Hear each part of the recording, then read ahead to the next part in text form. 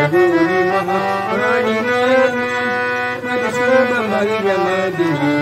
महाशक्तये नमः मधुसूदनमहिममर्दिनी महाशक्तये नमः आदिदेवजोरि महाकाली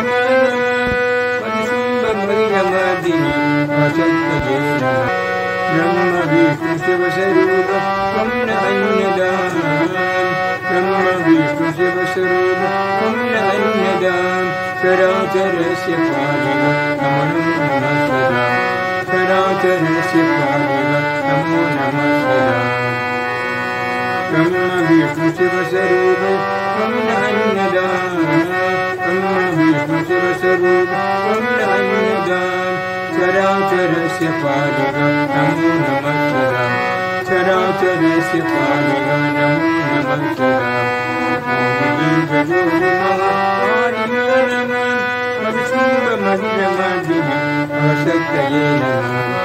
आदिदेवजोरि महाकाली नमः आदिदेवजोरि महाकाली नमः मधुसूदनमहिममर्दिनी